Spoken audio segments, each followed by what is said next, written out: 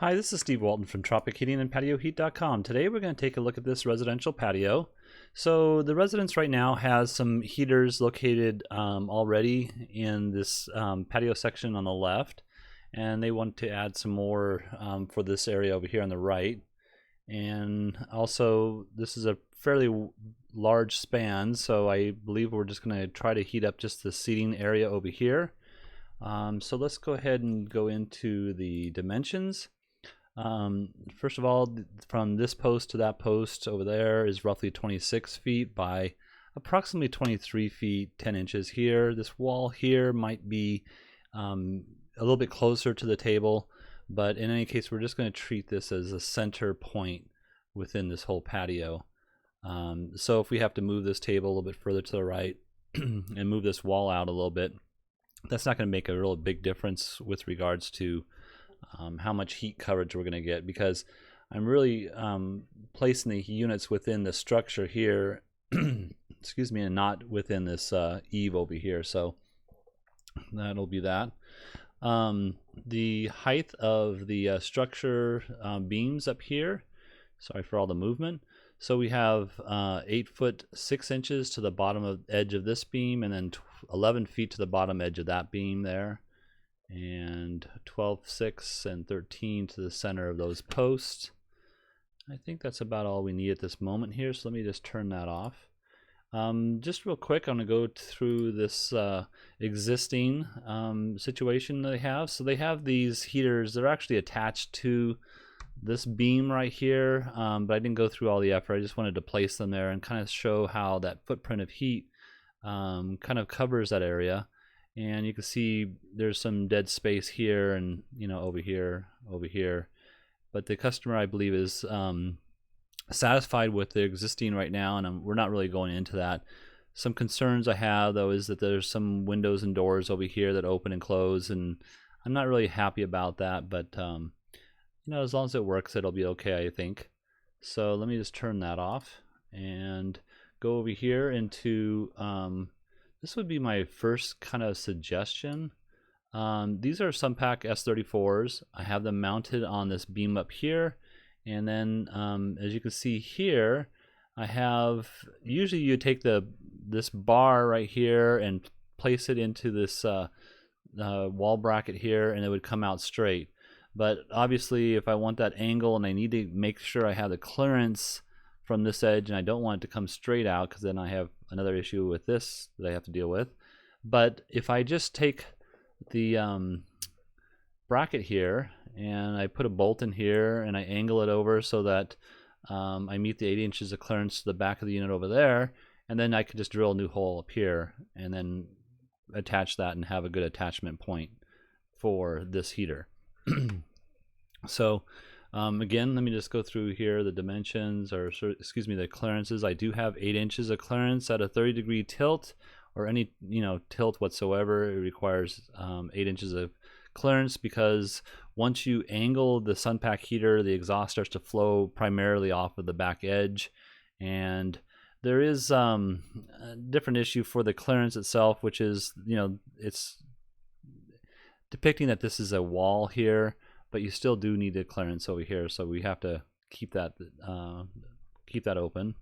You might notice I have them roughly about 8 foot 3 inches apart from each other at that it's a 10-15 degree angle. You can mess around with that a little bit so that like here you can see even between the heaters or between the posts, you could get a little bit better coverage if we were to angle it down, but you don't want this to penetrate this beam here at all, because you'll have a fire issue. So I have these at about a 10-15 degree tilt, and you can see that the heater will swivel on this attachment point right here, so you can achieve that.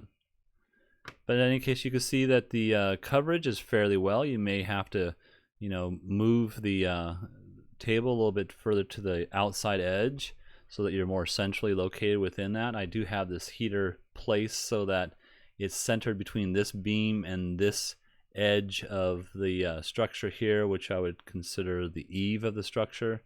So that's why it's positioned that way. Just kind of looks nicer, I think. And now you can move the heater left or right, but you do need to have 24 inches off this end here to that combustible surface or to that combustible surface over here. But you can see with this, this is a either a S34, so 34,000 BTU heater, or it could be a TSH, which is a 2-stage. You can turn it on 25,000 BTUs or 34,000 BTUs. But you can see that it has a nice footprint of heat that would cover the space just perfectly. So, and I think that's all that we need to see. Now we could put additional units, so we can just add, well, we could add a couple more units to get the full space. However, we do have an issue when it comes to the clearance on the side. Again, that 24 inches off this end here, and it would be 24 off of here. That would make the heaters, if you had one here and one outside here, it would make them very close to each other, maintaining that 24 inches of clearance on either side, and that would just be kind of a waste. You'd have a superheated space in the middle, and it wouldn't be comfortable most of the time. And I think it's way overkill for this distance here. So there we have that. So let me turn that off, and then we'll go to the possibility of an electric unit. So if we were to put some electric units in here, these are 6,000 watt units. So they're dual elements, you can see here, and these are the CD 6024, so 6,000 watt 240 volt, so that's 25 amps per heater that you would need. And you can see at this with this mounting, now this bracket, I have to get you the direct dimensions on that, so I just have them kind of resting here right now, but I think they're going to actually come in a little bit. You may even have to put something like a block on the side to attach it properly, but you'll have to get the exact dimensions. The customer is wondering if we could place a heater in between this area here, and the only way that we could do that is by placing a what is it called, a